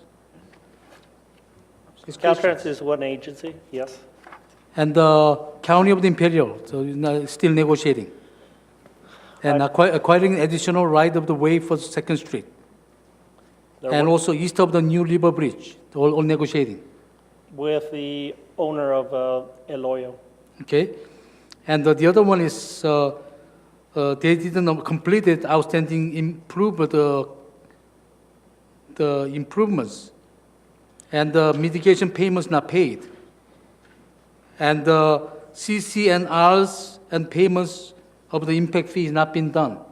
The CCNRs have been reviewed by legal staff and myself, and they're essentially ready to be recorded along with the map. I won't record the map until these items have been completed. So, essentially we can hold them hostage. Yeah, and also the impact fee not paid yet, about $4 million. And the bonding, they still have a lot of complete the rest of the project. Actually, that they've already satisfied that, so I should have removed that from the item. Which one? Is it number 5? Number 5. That one should be removed. Yes. That should be removed? Which one is it? I mean, can you say it what it is, please? Number 5, within 2 weeks of November 13th, 2013, providing bonding or cash deposit to the satisfaction of the city engineer in the amount of $250,000 for labor and materials and $250,000 for performance of the remaining items under construction of the improvements, But the improvements are out there. You drive over them. They've met that obligation. Yes, they have. Councilman Kim, anything else? And the other one is the sudden traffic mitigation measures not done yet. Which one are you reading? The traffic mitigation measures is not been done yet. It's inside of the resolutions. Second place, second line, where's the several conditions? They're saying That's what we're reviewing right now. sudden traffic Yes. mitigation, the measures not been We're done working yet. with the client right now with that. So you want us to approve this one tonight? Yes, it's conditional. So your recommendation? Yes. Thank you. Okay. Any other Councilwoman Hurtado? Simply said, this is an extension of what was already extended in the past. The actual terms, there's nothing changing, it's just a simple extension? That is correct. City Manager? Other than there are some conditions that they met from the prior time. Okay. So we are moving forward on it. Mayor Pro Tem? No questions. So, Mr. City Manager, I have a question to you. Do we, the bond already been done for the CFD bond? Have you're talking about the CFD? Yeah, CFD bond has been Yes, finished? those were sold, yes. You sold it? It's finished? Then how come we cannot receive the impact fees? All the fees? As I mentioned to you at our briefing, under the CFD requirements on the bond issue, there are certain impact fees that are required to be paid that were financed through the CFD, and they're to the tune of $1.185 million. Those monies we have received. You have received? We have received those monies. We put in a request to the trustee, and the trustee has paid that out. The remainder of the fees come with the items that are eligible under the CFD, such as street improvements, traffic signals, sewer and water infrastructure, dry utilities, landscaping, and then some contingency for architectural and engineering.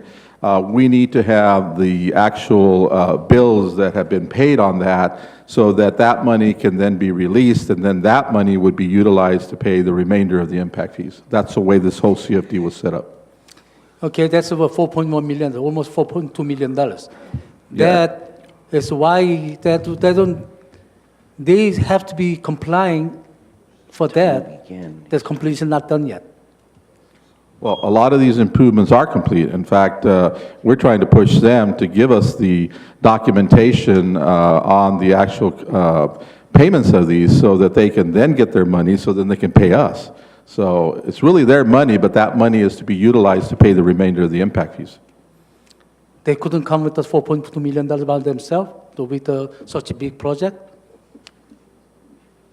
Again, the way the project was set up is the way, exactly, I'm telling you, it was set up. You would have to ask the representative here about, on that question. I can't answer that particular question. No wonder why city doesn't have money.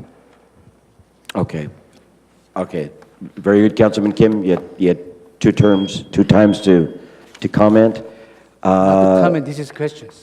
Questions? Yes. So, thank you. None from you. I have looked. Are we going to get this? Is it coming in a timely manner or the correct process that you're happy about? I mean, the citizens are concerned about us getting our money for the impact fees. When do you see that happening? Are we moving along? Are we doing the right thing here? There's a rep here. I don't know if you want to comment, Ray, or not, but I know that they're working on getting the documentation so that we can ask the trustee to pay this money off so that they can pay us. Okay, but it's not going to be way, way, way down the line, right? It's coming. The extension on this, if I remember correctly, is September 14th? September 30th. Okay, so we're looking to get it done between now and then. Okay. Sooner the better, obviously. People are impatient. They want to see that we receive our fair share. We need to really work on that with Grand Plaza. But as you say, you are, and it's going to come by September. Yes, if they can have it completed tomorrow, they'd... Okay. All right, so we be a little more patient. Yes. It's coming. Now, what if we didn't approve this conditional certificate of occupancy? I'm a little naive. Would stores have to close? Technically, yes. They wouldn't have a Stores would certificate have to operate. close, and we would stop shopping and generating revenue. That is correct.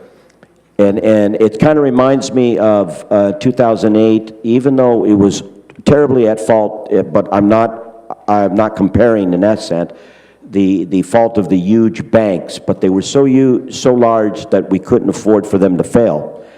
My opinion, that would be an idiotic move to stop the sales and the business going.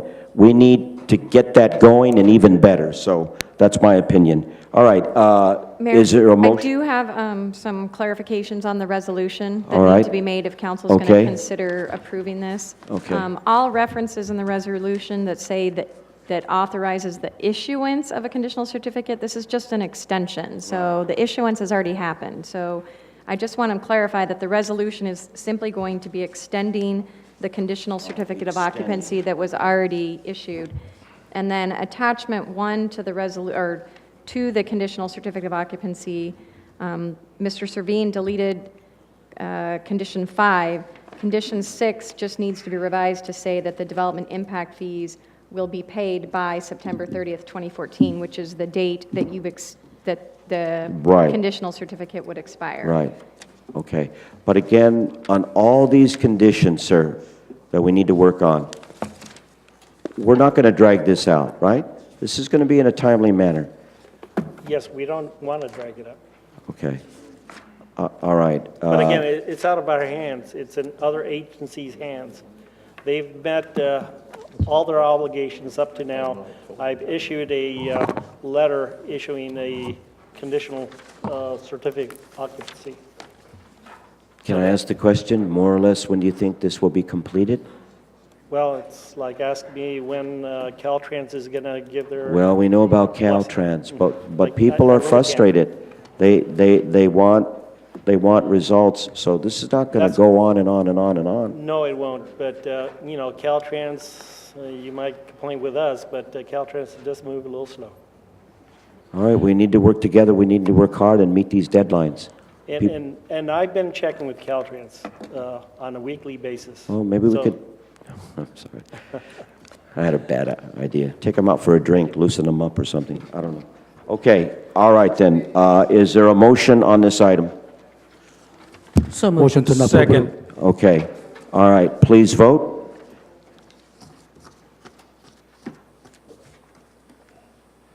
Okay. Okay, Councilman Castro recused himself, so among the four, it passes 3-1. All right, very good. Now we move on to the other item that we brought forward, and geez, what's wrong with my memory? 14, thank you very much. Okay. All right, and I appreciate the council allowing this to happen, to move these items forward. Okay, this one was requested by me, and it is to provide direction to staff on continuing negotiations with the federal government, Border Patrol, to possibly extend utility services to their site located approximately Highway 98 and Barberworth Road. I don't know. Can we comment first, Council? Sure. Or you want backup first? Well, all we're really doing here is the federal government has, as you know, has built that port of entry out in the middle of nowhere, and they're asking for us to provide utilities. And so we have made some efforts to meet with them in the past and have not been able to conclude anything with them as far as bringing you a recommendation on whether or not to move forward with it. So I guess tonight we're just you're giving direction for us to continue, which we are doing, and we're already calling them, and I believe we're having a meeting here pretty soon with them to see what agreements we can reach. Do you have a tentative date? Do we have a date yet? They've given us 3 dates, 3 days that they can have a phone conference. That So is we'll- tomorrow, Thursday, or Friday and Monday. Oh, very soon. Yeah, so we'll be preparing for that and picking one of those dates, so we'll be prepared. Okay. Okay, allow me to, I want to comment, and I know this is a contentious issue, and I highly respect the differences, but let me say that I totally support this. I know we say there's no money, there's no money, there's no money, but I'm a different breed. That has to be respected or acknowledged, but I also believe that we have to have vision, and we have to think out of the box, and we have to be innovative. I do get a little tired about, hey, can we? No. Well, what about if we could? No. Could we find an answer? No. That frustrates me. And I know it's not done on purpose, but that's how I receive it. This is a prime opportunity, ladies and gentlemen, to jointly work with the federal government to extend infrastructure servicing to the U.S. Border Patrol Station 98 in Barberworth. Remember, the U.S. Border Patrol and Homeland Security, they're major employees for many of the Calexico residents and families. Border Patrol creates a demand for local business and shopping and restaurants. So I believe this opportunity, we should be open to it and go forward and wanting very much to try to make this work. Working with the federal government shows a good faith in collaboration. Calexico must be forward-thinking. Could we possibly? No. I don't like that. We must have vision and take leadership. Calexico must be strengthened, our presence along the U.S.-Mexican border. We can be successful working with other government agencies, and this is an opportunity, especially strengthening our working relationship with the federal government. So I implore you, gentlemen, to go forward and negotiate and try your best in good faith. I know that sometimes, you know, we can't do miracles, but we have this opportunity. And at this point in time, I would like to structure a subcommittee consisting of Councilman Kim, myself, Roxanne Edie, and forgive me, I don't remember first name, but Mrs. Clavery. All right? So, yes, problem with that? subcommittees are of just council members. You can meet with members of the public, subcommittees can, but they're not part of a committee. So we can't create a subcommittee on this? Right, a subcommittee of council members. Council members only. Right. But we can invite them. Oh, council members only, but we can invite those two public? Yes, yes. Okay, I'm sorry. Didn't understand the distinction. Thank you for the clarification. So, I have some questions, yes, go ahead, Councilwoman Hurtado. which I don't think I've had answered, but I see that we have some representatives from the Border Patrol here, but I'm not sure if you can answer this, but up until this point, I really haven't had the correct answer. I think that it's important to clarify that what the Border Patrol is looking for is only a line from the city of Calexico to service them, and them only. No one from around that line For right now, yes. will be able to tap into that. But my question is, what service or what exactly is it that's servicing your Border Patrol station at this moment out there on Highway 98? Because I understand that you are already operating with a system. And who built that for you, and why was that not adequate enough? Because that happened only about a couple of years ago. I don't know how long they've been out there. But I think that's really important for us to kind of understand this history, because they wanted to tap into our line. Why didn't that happen the first time? Why was that decision taken not to tap into the city of Calexico's services? And why didn't that work for you back then? I'm really curious about that question, because I recall when it occurred a couple of years ago, we had a staff member here in the city of Calexico that assisted and consulted in that project.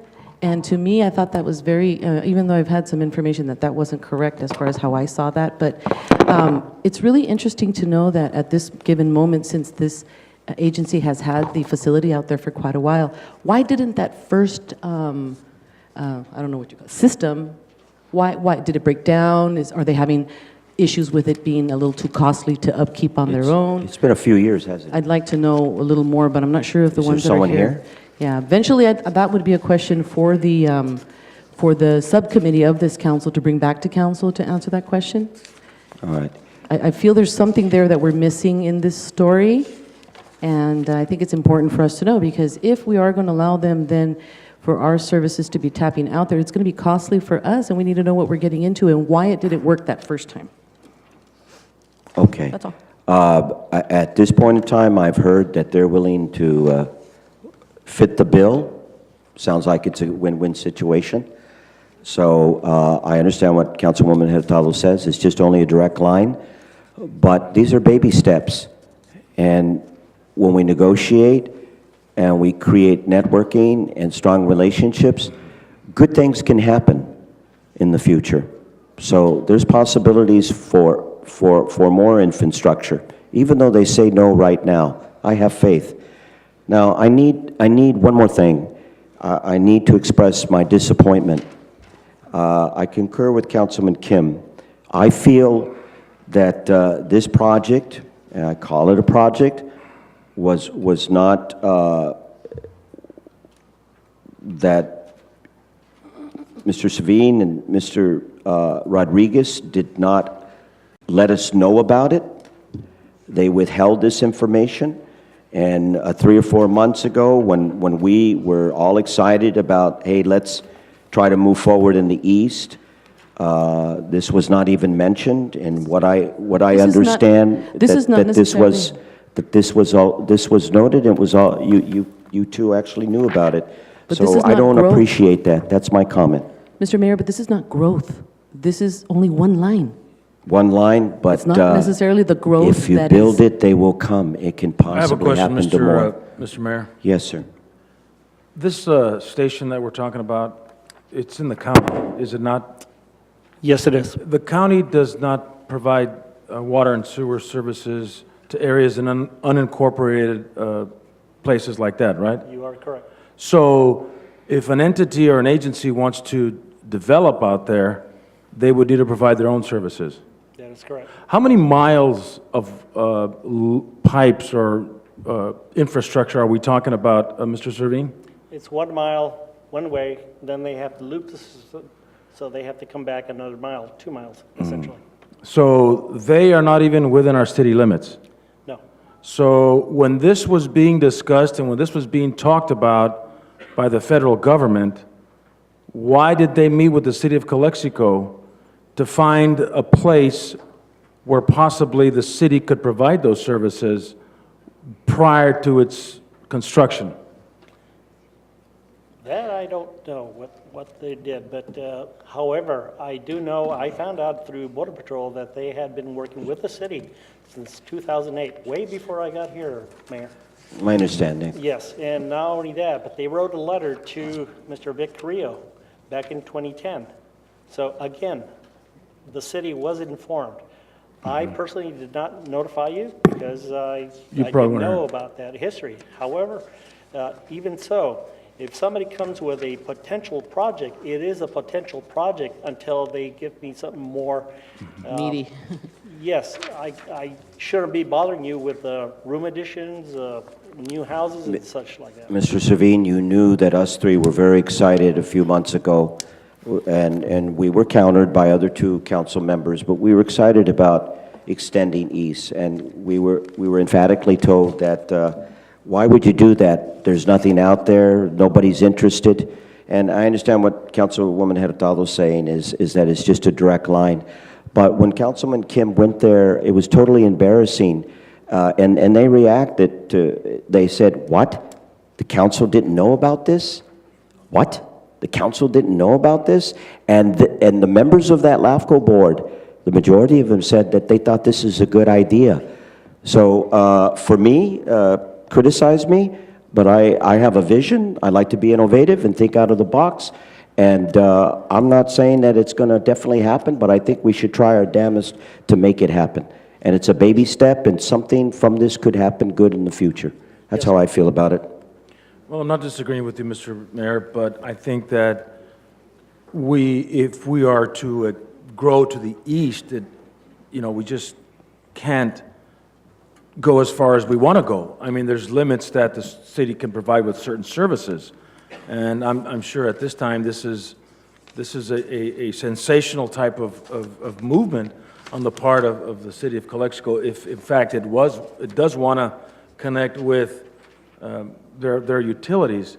I'm not sure if we have the capability. I don't know if we have the cost involved, and the maintenance involved with. And that's why that important meeting is coming up. Those questions will be asked and answered. Maybe a little planning 101 crash course. No, and also the other point is that there are about 22 residents out there that they're getting their water off the canal, and I was told that the LAFCO gentleman said that the city can do things like that, can help those residents because of their health and well-being.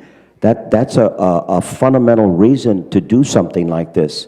So that's another point I want to say. Don't forget we have 40,000 over here. Well, we can walk and chew gum at the same time. The property we can help our taxes that people they here. pay, Money doesn't stretch that much. the property taxes that they pay out there come to the city, No. but yet we want to provide services for them. Well, is that correct? we're going to end up doing it when the detention center has a pay the problem. property tax. I'm sorry. Let me indicate I'm not asking you, I'm asking the expert over here. But let me go ahead and end this by saying there is some good news. around Okay. here. Apparently, there's a disconnect with the Border Patrol that's out here and the Border Patrol that I was in contact with about a couple of years ago, up to about 6 months ago. The disconnect was that the one section of Border Patrol had indicated, well, just tell us how much money you need. And that is where the disconnect is, because the person I've been talking to apparently was playing hardball with me. And so you hired me as your engineer to watch for the welfare of the citizens and the city itself. So I am trying to proceed with this cautiously. Okay. I'm not going to just open up your checkbook. right. But it looks like they're willing to play ball, and they're going to do everything that we're requesting. So I think Okay. it's a moot That's point at different, you this should have point. said that. Yeah. Well, Okay, all right, very good. Mr. Hodge, Yes, sir? let me talk. Okay. Okay, first things again, I'm not appreciated our staff made the decision before the council instead of the council. It's not, I'm not appreciating that neither. And also, I'm the one, Miss Maritza Hurtado was there, and me, I was in the hearing. And the good sign is the recommendation from the RAFCO, they were saying if they go to the water line and sewer system, they should not allow to anybody can use it except the Border Patrol. But the supervisor was saying, if we want to do if we want to do something, do right. Let's get everybody can tapping get service. So which means is we can that water and sewer line, the infrastructure is going to be to promote the people developing that areas. If they have a right to connect that line, they don't have to pay much infrastructure fees anymore. We don't have to run the line. Right. And the other one is the recommendation from the Border Patrol was extend the SOI, share of the influence, I believe that? Sphere. Spheres. So that means the helping us to future annexation too. We make them, we promote them to grow and east side more faster because cost less. And at the same time, the movement of the areas, so we can have more fast growing in the Calexico. Okay. The good thing is, we don't have to bring out money. Federal government's gonna pay the constructions. So why we cannot do it? We're not understanding. It sounds like it's a win-win at this point, and we'll find out exactly. And also, Let's end this now. Even we have to do say today to give the instruction to the staff to make all the possible to benefit for the Calexico, to bring the deal for the Calexico for the future. All right. So Thank you. I believe very much that you're in favor of giving direction. I'm in favor. Yes, I'm. Councilman Castro, are you in favor of giving direction on this? Yes, I'm in favor of that. I'm concur with you and Mr. Kim.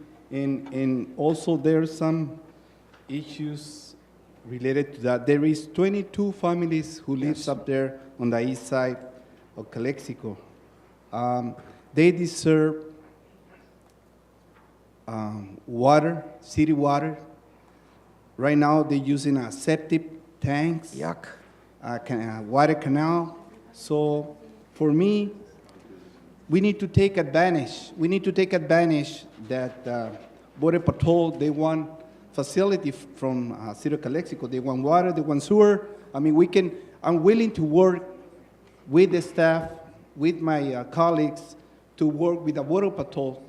Not only that, there is some grants, federal grants, they can help them and they can help those 22 families who live up there in the Calexico East Port.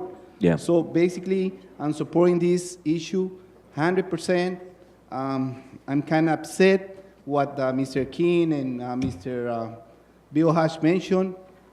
The city staff, they don't give us the right direction when we ask them on this issue. So right now, I'm supporting to continue and to look for the process and look for the grant, federal grant, in order to give service to the Calexico East Port.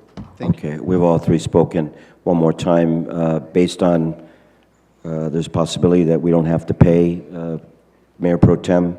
Do you feel like it's worth to try to just take steps to go forward? Well, if the federal government's going to foot the bill, and they're going to provide those water services, not only to the Border Patrol station, that's what we're talking about, not the Calexico Eastport. Because I've heard the Calexico Eastport, and I don't think that's what we're talking about. No, About the Border Patrol station and 22 families that live in the rural area of Imperial County? Is that what I heard? Yes. LAFCO is just supporting, their application was Border Patrol. to put a line out there to the Border Patrol, nobody else. In fact, they were very emphatic in indicating that by putting the line out there, other families would not be able to tap into it. Okay. But city manager offered some possible options or directions, right, city manager, for those families? Well, the one thing that I said that staff could look at is to see if, in fact, they could qualify as a colonia. We've got our staff looking at it. I think she said she went to county staff, though, and county staff should be the ones trying to help them, but we'll look into it. Good. Are you talking about that area behind the old El Charro, where there's a little colonia there? I think the Rodriguez family lived out there at one point, I believe so. Right. by those palm trees and yes? Yeah? Mr. Mayor. I think so. So right now, The it's basically for the Border Patrol Yes. and not the families? No, sir. The way the application is written, yes, that's the way it is. But there are possibilities for designation of colonias in those areas? Yes, sir. Yes, there Okay, is. then I would say let's take a look at it. Councilman Hurtado? The only thing that I can add is that the day that we were there, I know that we said that there was a lot of information missing. The fact that apparently now that we have a new development where the Border Patrol has admitted of wanting to assist financially, that was not said the day of the meeting. The day of meeting was an agreement that we were all going to continue discussing, so definitely support the continuation of discussion. And one more time to the Border Patrol representatives, just if we could have your representatives when we have these kinds of meetings, because there was a lot of questions, and they were not answered that day. And that would have been a lot more helpful for that day. I know we had myself and Mr. Kim representing the city there that day, because we are interested in wanting to work something out here. And besides that, I think that it is something that we should take a look at and to understand, because there is a history here, and there is something that we do need to understand to know if it is the right thing for our city as a city, with the future intention of wanting to annex. Sure, who doesn't want that? But as far as there being a resolution that day, no, it did not occur. That day, we only decided that we were going to continue talking. Would it be wise, Mr. Mayor, I'm not sure if Border Patrol is in charge of that, but GSA, since they're General Services Administration, which is in charge of buildings and construction of government agencies, so would GSA be the proper agency to contact or to be in dialogue with? The person assigned to speak with me is Robert Gillis. Gillis. And that has been the person that we have correspondence, apparently it went back to 2008. Is he part of GSA? Border Patrol, Border Patrol? yeah. But, But okay. it is GSA really that, Right. GSA, Department of Homeland Security contracts GSA to build its, correct. okay. Okay, thank you. We do have a public comment to 3 minutes. Roxanne Edie? Mayor Pro Tem, I just wanted to reiterate what the LAVCO board members, they were really astounded that Valerie Calavery, who's living out there, was on the canal water. And I think that the point that was touched on about, how can we help them, it is for the future. So this is just like the first baby step to get to the Border Patrol station. But what I observed is that the LAVCO board members, they really felt that the city of Calexico should be looking towards the east, that they should, try to work with those residential, because the Calaverys have gone to, the county of Imperial. They've gone to the IID. I mean, Jurg was right there. She said, we've asked you for your help and you can't help us. And so from those, you have the support of the LAVCO board members is what I'm trying to tell you. They think it makes sense. They think that, if you're going to do it, you should do it right. They pointed out that the Imperial Valley Mall, when the infrastructure was put into that area, it wasn't for the future. And so all the board members were saying is, why don't you guys come together, create a plan, because down the road, that's where it makes sense. So, thank you. All right, thank you, and I think we've belabored this issue, so we have direction. Thank you, City Manager Nick Servine. All right, so direction given. Now let's go back.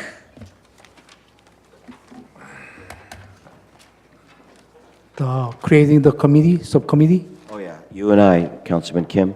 Thank you. With public members, Roxanne Edie Mayor, and just Valerie Calavery. to point out, when there is a subcommittee, then Yes. other council members should not be meeting on the issue. Once you've Okay. tasked a subcommittee, those two subcommittee members meet related to the issue, meet with staff, discuss it with staff, and then come back and report to the full city council. That's what happens when you Yes. create a subcommittee. Yes. Okay. And subcommittees, how long are they valid?